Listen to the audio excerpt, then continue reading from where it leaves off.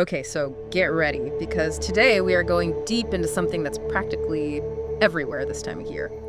Jack-o'-lanterns. Ah, yeah, the jack-o'-lantern. Seems simple, Yeah. right?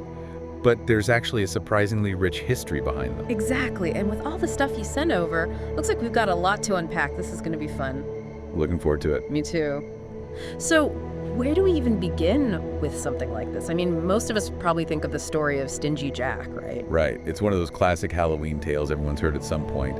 But it's interesting you mentioned that story first. Oh yeah, why is that? Well, it really gets at those core themes that we see again and again in relation to jack-o'-lanterns.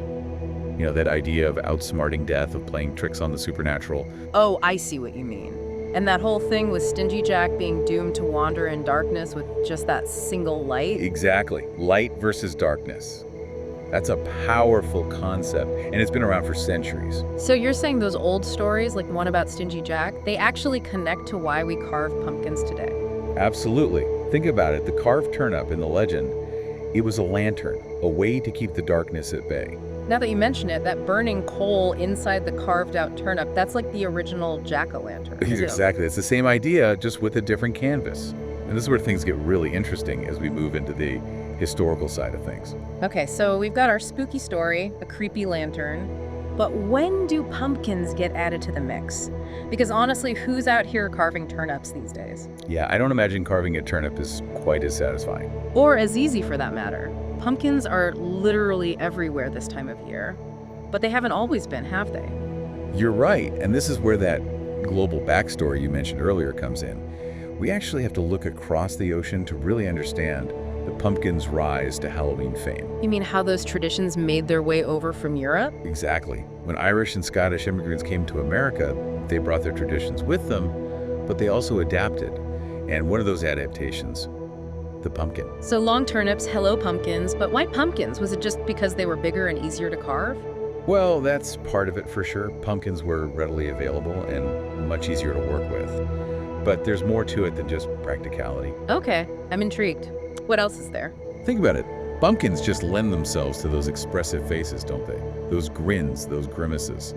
They're practically built for it. You've got a point there. I can't say I've ever seen a menacing turnip. It's pretty tough to pull off. Okay, I'm convinced. Pumpkins it is.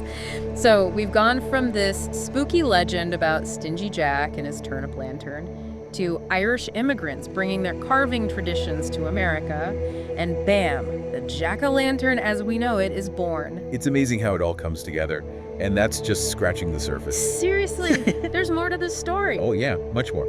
We haven't even gotten into the symbolism behind those carved pumpkins, why they're the image of Halloween. And then there's the whole world of jack-o'-lanterns in pop culture. But I think we should save that for another time. You're killing me. You're saying we have to wait to dive into all that.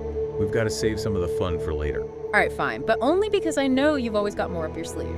This is why you're the expert. So last time we were talking about how the jack-o'-lantern got its start, at least the pumpkin version. Yeah, from turnips to pumpkins, who knew? Right. And now for the big question. Why is this carved-up gourd the symbol of Halloween? Out of all the things to put on a spooky t-shirt, it's always a jack-o'-lantern. Exactly. And that Mystery Stories podcast you sent, it actually touches on this too. Oh yeah, what does it say?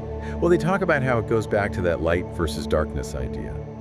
But it's more than just a light source, it's a guardian. A guardian? Think about it. You put that glowing pumpkin in your window, you're essentially saying boo to anything lurking in the dark.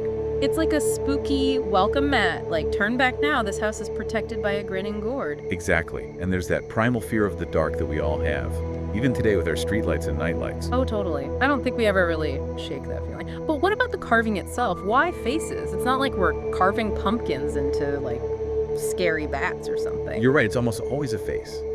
And that gets at another layer of this whole jack-o'-lantern thing. Humans are hardwired to see faces everywhere, and we look for meaning in them. So, like, even if it's just a random bunch of triangles carved into a pumpkin. My brains are like, nope, that's a face, and it's probably judging me. Now that you mention it, yeah, every jack-o'-lantern I've ever seen has definitely had an opinion about something. Exactly. And that slight unease we feel looking at those carved faces, it's like a whisper from those ancient fears, that sense of the unknown, the supernatural. It's like our ancestors are whispering through the pumpkin patch. But it's not all spooky whispers, right? Nowadays, jack-o'-lanterns are everywhere. Movies, decorations, you name it. Oh yeah, the jack-o'-lantern has gone fully mainstream. And it's interesting how one image can be used in so many different ways. Okay, but we're talking about an image that came from a spooky folk tale involving the devil. You'd think it would have stayed in the shadows, so to speak. Well, it's that versatility we were talking about earlier. It could be spooky, sure, but it can also be cute, funny, even elegant, depending on how you carve it. Don't forget those crazy, elaborate jack-o'-lantern carvings you see online. Talk about taking it to the next level. Some of those are like actual works of art. No kidding. And you gotta wonder, how far will this go? What's next for the jack-o'-lantern? I mean, if we're really thinking big picture here, are we gonna start seeing things like bioluminescent pumpkins? Or holographic jack-o'-lanterns? The possibilities are endless. Bioluminescent pumpkins.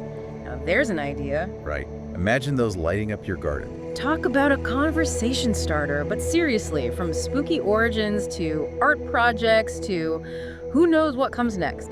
The jack-o'-lantern has had quite a journey. It really has. And to think, it all started with a mischievous dude, a turnip, and a burning piece of coal. And now they're everywhere. And you know what? I don't think I'll ever look at a jack-o'-lantern the same way again. Thanks to you, I'm seeing them in a whole new light. Glad I could shed some light on the subject. See what you did there. But really, I think this calls for a deep dive challenge. What do you think? Always up for a challenge. Okay, so next time you're face-to-face with a jack-o'-lantern, whether it's one you're carving or just admiring from a safe distance, take a moment to think about its long and winding journey. From warding off evil spirits to becoming the ultimate Halloween icon. It's kind of mind-blowing when you think about it. It really is.